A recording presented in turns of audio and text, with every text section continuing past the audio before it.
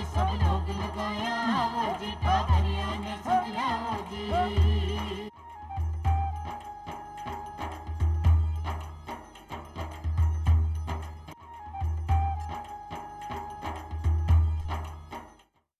नमस्कार दर्शकों, चौपाल कार्यक्रम में आपका बहुत बहुत स्वागत है। आज हम बात करेंगे ग्रामीण क्षेत्रों में दूरस्थ शिक्षा। शिक्षा हमारे समाज को आगे ले जाने वाला एक महत्वपूर्ण पहिया है, एक महत्वपूर्ण पटरी है और पूरी दुनिया में शिक्षा के क्षेत्र में अनेक प्रयोग हो रहे हैं।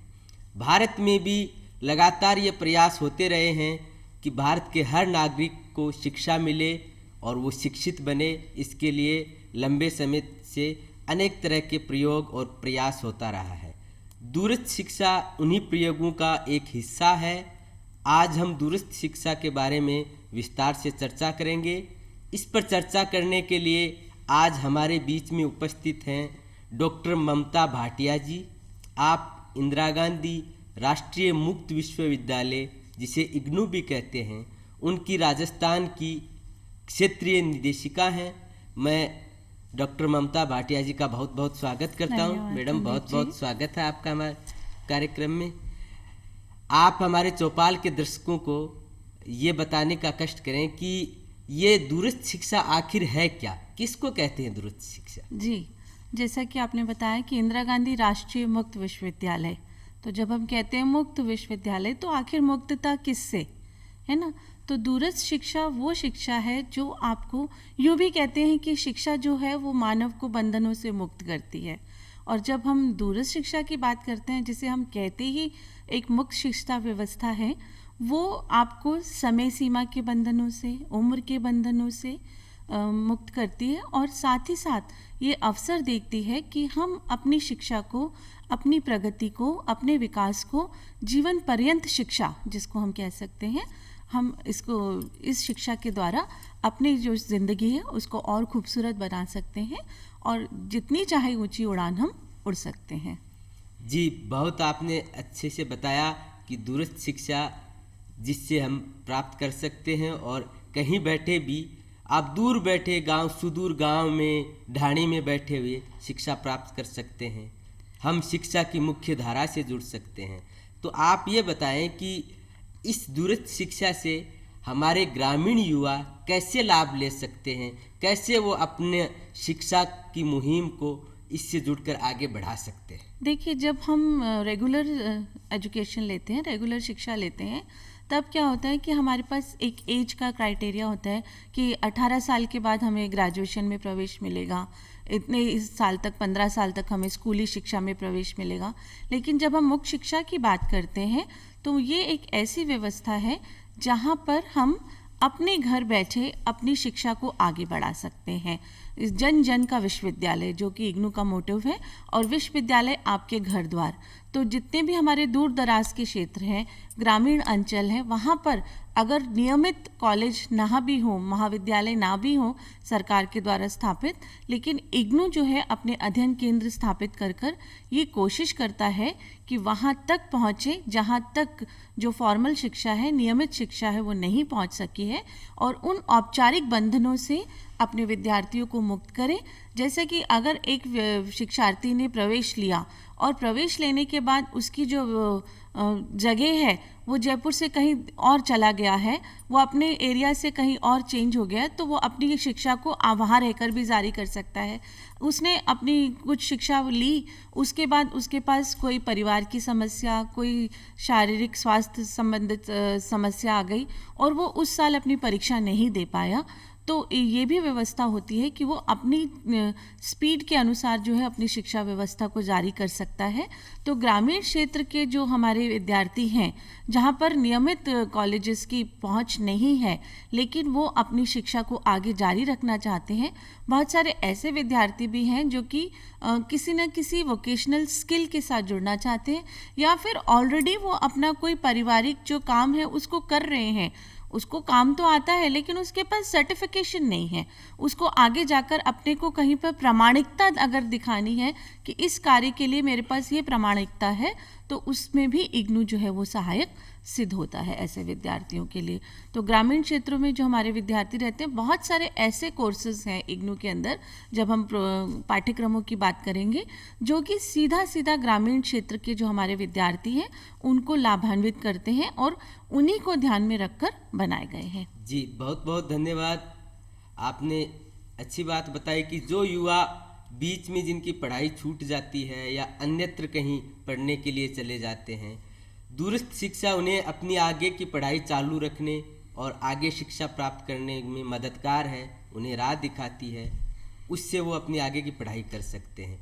तो जो युवा ज़्यादातर सबसे संकट आता है उन युवाओं के सामने मैडम, जो युवाओं का की छूट जाती है पढ़ाई बीच में, किन्हीं कारणवश, किन्हीं पारिवारिक, किन्हीं स्वास्थ्य के कारणवश, तो क्या आप थोड़ा विस्तार से ये बताएं कि जैसे किसी युवा की 8वीं में या 10वीं में छूट गई है पढ़ाई, तो वो कौन सी कक्षा में प्रवेश ले सकता है, फिर से मुक्त शिक्षा से, आपके मुक्त विश्वविद्यालय से, दूरस्थ शिक्षा से कैसे जुड़ सकता है?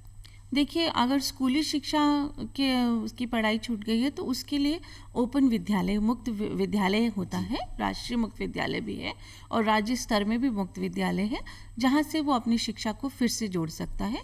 और अगर उसकी विश्वविद्यालय स्तर की, कॉलेज लेवल की अगर शिक्षा उसकी बीच में कहीं छूट गई है तो वो फिर मुक्त विश्वविद्यालय, जो कि राज्य स्तर पर भी होते हैं, और इंदिरा गांधी राष्ट्रीय मुक्त विश्वविद्यालय, जैसा कि हम कहते हैं, ये एक राष्ट्रीय विश्वविद्यालय है जिसके पूरे भारत के अंदर क्षेत्रीय केंद्र फैले हुए हैं और पूरे हर राज्य के अंदर 1 या 2 क्षेत्रीय केंद्र हैं। उसके अलावा फिर जिला स्तर पर अध्ययन केंद्र होते हैं। तो वो अपनी शिक्षा को फिर ओपन विश्वविद्यालय, मुक्त विश्वविद्यालय के उससे जुड़ सकता है और पूरी कर सकता है। कुछ कोर्सेज जैसे कि स्नातक है उस और डिप्लोमा पाठ्यक्रम है, उनमें जो योग्यता है वो 10+2 ही होती है, 12वीं पास करने के बाद ही विद्यार्थी को प्रवेश दिया जाता है। लेकिन कुछ इनफॉर्मल स्ट्रीम के भी कोर्सेज, सर्टिफिकेट कोर्सेज होते हैं, प्रमाण पत्र कार्यक्रम होते हैं, जिनमें वो 10वीं के पास प्रवेश ले सकता है।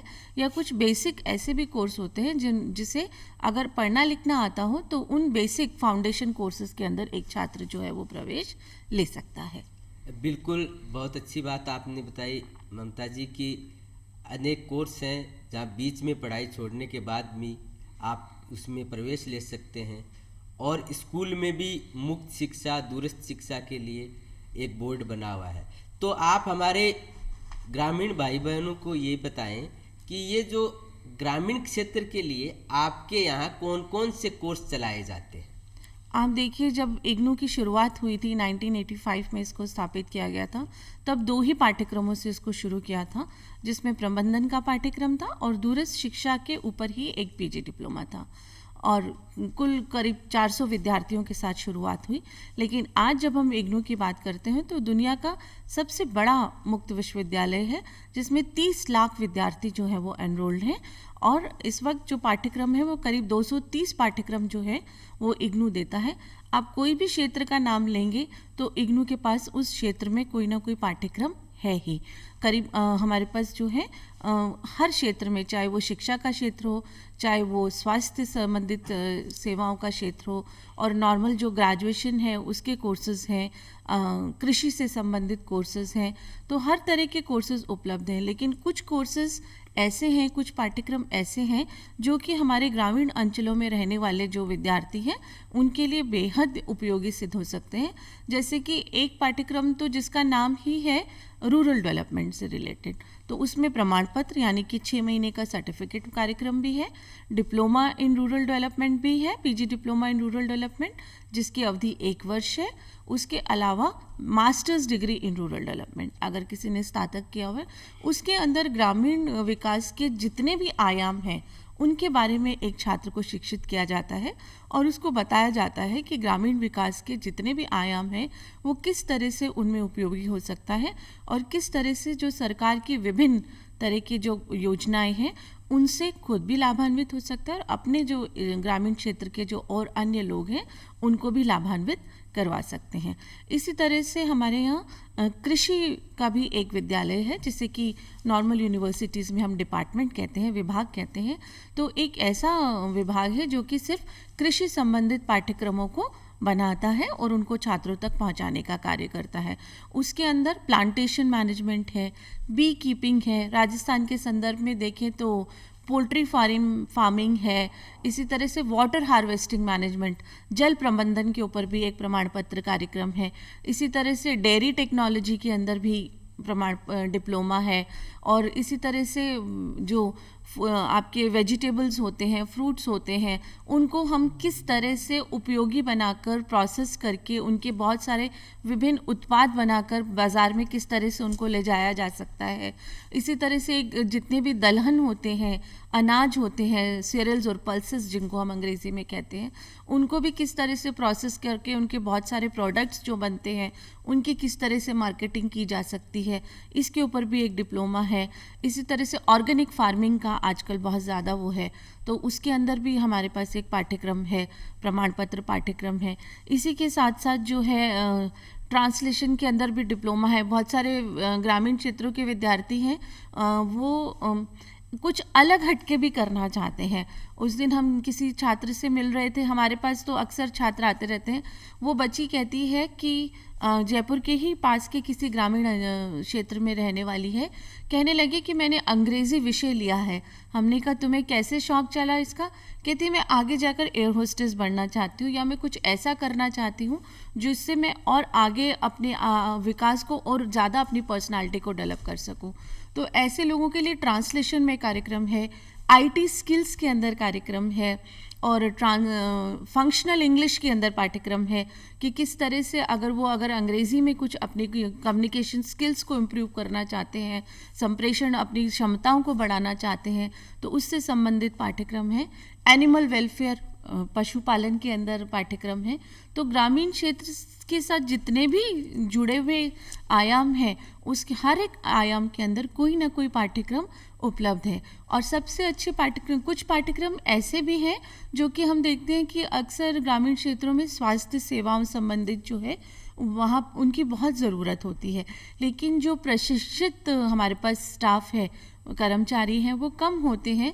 ऐसे में जो है ग्रामीण क्षेत्रों के लिए होम बेस्ड केयर नर्सिंग जिसे हम कहते हैं, जैसे 10th पास किया है किसी बच्चे ने, तो उसके लिए एक प्रमाण पत्र पाठ्यक्रम है कि घर में अगर कोई बुजुर्ग है उनके लिए अलग से है, घर में कोई बीमार है तो उसके लिए अलग से, उनकी केयर कैसे की जाए, उनके लिए क्या राइट है, उनको किस तरह से उनकी देखभाल की जाए, उसके लिए भी पाठ्यक्रम है। आजकल हम देखते हैं कि इस क्षेत्र में रोज़गार के भी बहुत अवसर हैं, क्योंकि लोगों के पास पैसा तो है लेकिन घर में अपने किसी भी ऐसे प्राणी के लिए जो कि उनके ऊपर डिपेंडेंट है, उसकी देखभाल करने के लिए समय नहीं है। तो ऐसे लोगों ये इस तरह के प्रमाण पत्र करने के बाद जो है इस तरह के क्षेत्र में भी, चाहे वो डॉक्टर और नर्सेस का प्रॉपर डिप्लोमा ना ले पाएँ, लेकिन जो ये पैरामेडिकल को एरियाज़ हम इनको कह सकते हैं, ये प्रमाण पत्र करके भी वो अपने स्वयं के लिए, अपने परिवार के लिए और अपने क्षेत्र के लिए उपयोगी सिद्ध हो सकते हैं। इसी तरह से जो है हेल्थ सेवाओं के साथ जो जुड़ा हुआ एक अच्छा प्रोग्राम था वो है कि किस तरह से जो बुज़ुर्ग होते हैं उनकी सेवा कैसे की जा सकती है, उनके लिए क्या सही खान पान है, उनको किस वक्त किस चीज़ की ज़रूरत है।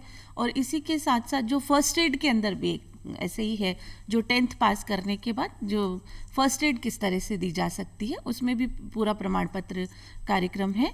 और इसी के साथ साथ वैल्यू एजुकेशन में भी सर्टिफिकेट है। हम देख रहे हैं कि मूल्यों का बहुत ह्रास हो रहा है, तो किस तरह से हमारे संस्कारों को, हमारे मूल्यों को हम और अपनी जो आने वाली पीढ़ी है उस तक किस तरह से संप्रेषित कर सकते हैं, उसके लिए एक सर्टिफिकेट वैल्यू एजुकेशन के अंदर भी है।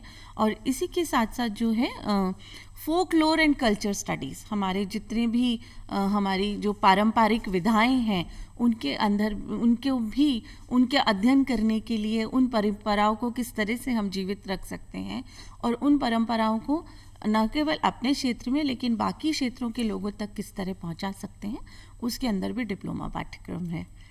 बहुत अच्छी बात ममता जी आपने बताई कि ग्रामीण क्षेत्र के युवाओं के लिए दूरस्थ शिक्षा में इग्नू ने बहुत से पाठ्यक्रम संचालित कर रखे हैं, जिसमें कृषि से लेके ग्रामीण विकास और तमाम तरह के पाठ्यक्रम हैं, जिनसे ग्रामीण युवा लाभान्वित हो सकते हैं। ना और केवल आपने युवा, ये सॉरी आपको मैं बीच में रोक रही हूँ, जी। लेकिन ना केवल युवा बल्कि महिलाओं के लिए भी जेंडर स्टडीज के अंदर, विमेन एम्पावरमेंट के अंदर किस तरह से महिला सशक्तिकरण के एक पाठ्यक्रम है, एनजीओ मैनेजमेंट, किस तरह से जो स्वयं सहायता समूह होते हैं और दूसरे एनजीओज हैं उनका प्रबंधन किस तरह से होता है, इससे जुड़े हुए भी पाठ्यक्रम है। बहुत अच्छी बात जोड़ी आपने कि न केवल युवाओं के लिए बल्कि महिलाओं के लिए भी अनेक पाठ्यक्रम हैं। तो अब आप ये बताइए कि ये दूरस्थ शिक्षा है, ये लड़कियों के लिए कैसे उपयोगी रहेगी? जैसा कि हम बात कर रहे थे कि महिलाओं के लिए भी हमारे पास महिला सशक्तिकरण से रिलेटेड कार्यक्रम है,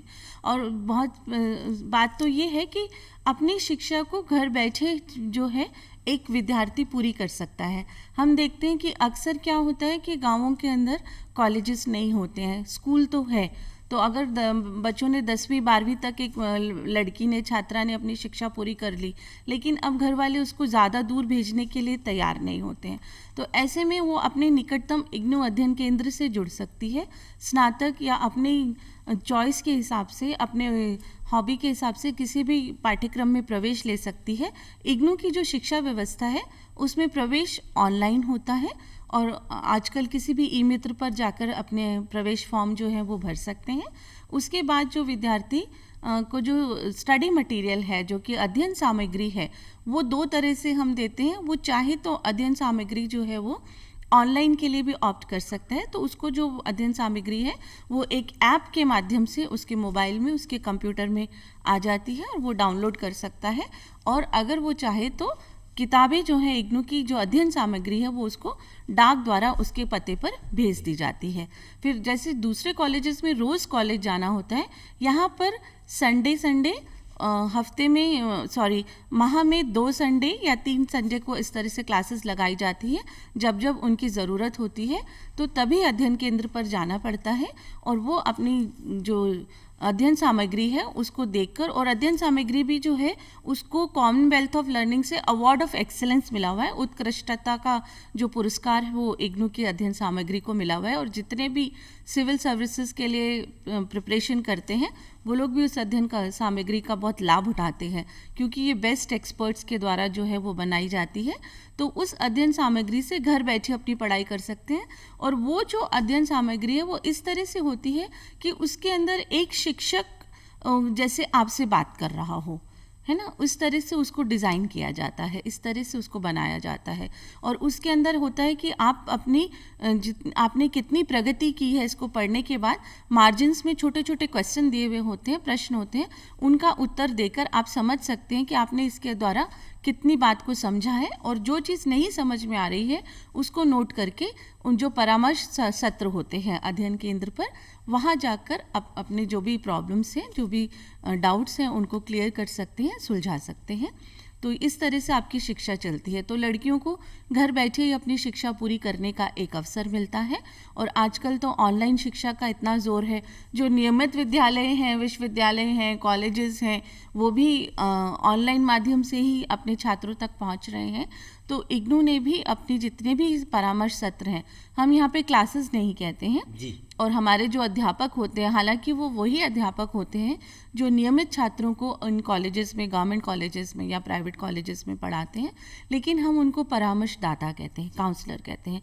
तो हमारे जो काउंसलर्स होते हैं, जो परामर्शदाता होते हैं, वो ना केवल अध्ययन संबंधी जो भी छात्र की समस्याएं होती हैं उनको सुनते हैं, सुलझाते हैं, लेकिन कभी कभी अक्सर हम देखते हैं कि जो मुक्त शिक्षा व्यवस्था से जुड़ी हुई छात्राएं होती हैं, छात्र होते हैं, उनके पास अपनी बहुत सारी मानसिक और अपने पारिवारिक भी कुछ समस्याएं होती है, वो उसके बारे में भी बात करना चाहते हैं।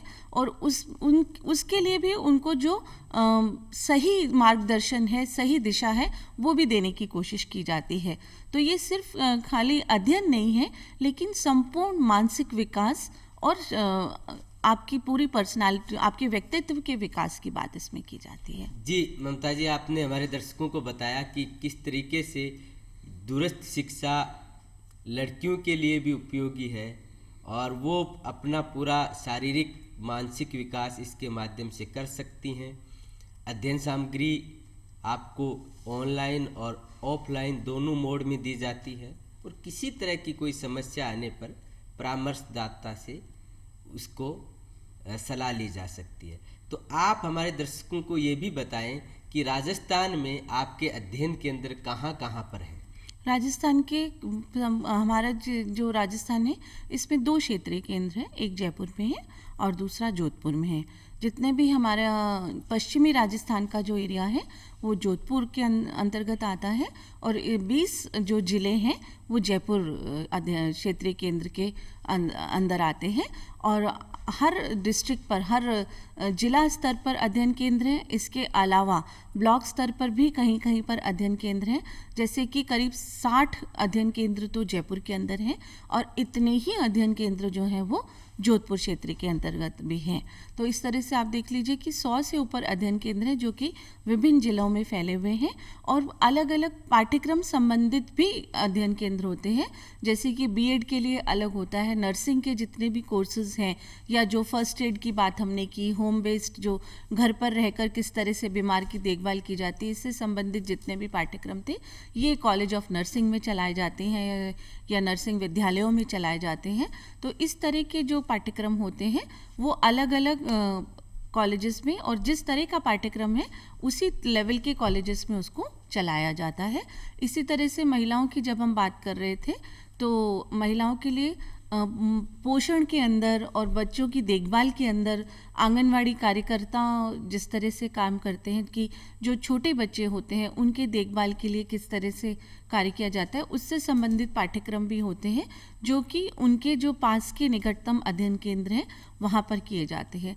तो संपूर्ण राजस्थान में हम देखें तो करीब 120 से भी ऊपर अध्ययन केंद्र हैं जो कि विभिन्न संस्थाओं में खुले हुए हैं, जहां पर छात्र जाकर अपने प्रवेश ले सकते हैं और अपने परामर्श के जो सत्र होते हैं, जो कक्षाएं होते हैं, उनमें भी अध्ययन कर सकते हैं। जी ममता जी, आपने बहुत अच्छी बात बताई कि राजस्थान में 120 से भी ऊपर अध्ययन केंद्र हैं जहां हमारे ग्रामीण भाई बंधु जाके परामर्श ले सकते हैं और अपनी शिक्षा को आगे बढ़ा सकते हैं।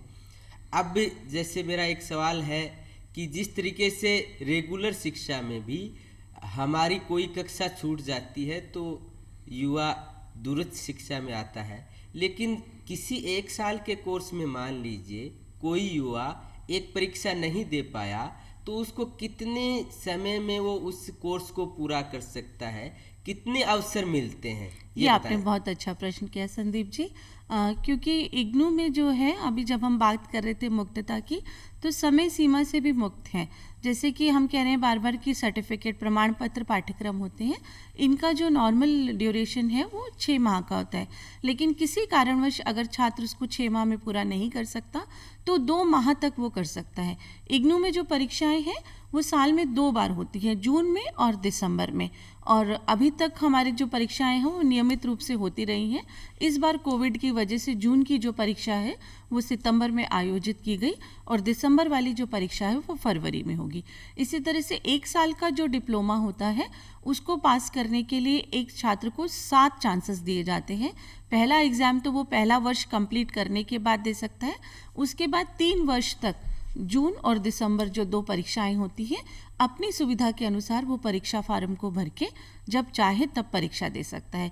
इग्नू में जो कि अभी जो नई शिक्षा नीति आई है उसमें जैसे बहुत सारे बदलाव किए गए हैं, तो उसमें से काफ़ी सारी चीज़ें हैं जिनको मुक्त शिक्षा प्रणाली पहले से ही फॉलो कर रही है। जैसे उसमें क्रेडिट सिस्टम की बात की गई है, तो इग्नू का हर पाठ्यक्रम क्रेडिट सिस्टम पे ही बेस्ड होता है। तो इसी तरह से उसको जितने उसने क्रेडिट अर्न कर लिए, यानी कि जितने उसने पेपर पास कर लिए वो जाके उसके खाते में जुड़ गए। जब सारे पेपर उसने पास कर लिए तब उसको प्रमाण पत्र, डिप्लोमा या डिग्री जो है वो प्रदान की जाती है।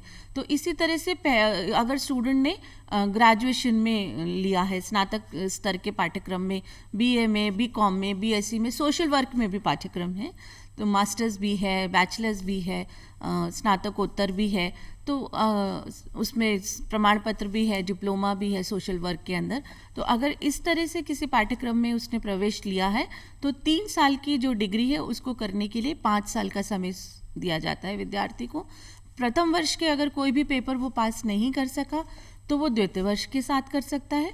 द्वितीय वर्ष का प्रथम वर्ष का कोई परीक्षा रह गई है तो वो तृतीय वर्ष के साथ भी कर सकता है। और सेमेस्टर सिस्टम भी अब लागू किया जा रहा है, जो कि नई शिक्षा नीति के अनुसार भी है। तो वो सेमेस्टर सिस्टम भी स्नातक स्तर पे भी और स्नातकोत्तर स्तर पर भी लागू किया जा रहा है। 2 वर्ष के जो स्नातक पाठ्यक्रम है उसको एक छात्र को 4 वर्ष दिए जाते हैं कि वो अपनी सुविधा के अनुसार, अपनी समय सीमा के अनुसार जो है उन पाठ्यक्रमों को पूरा कर सकता है। बहुत अच्छी बात बताई ममता जी हमारे दर्शकों को। तो चौपाल के दर्शकों, यहाँ दूरस्थ शिक्षा में समय सीमा भी नहीं है, समय सीमा से भी ये शिक्षा मुक्त है। कई अवसर मिलते हैं जिसमें एक कोर्स को पूरा किया जा सकता है।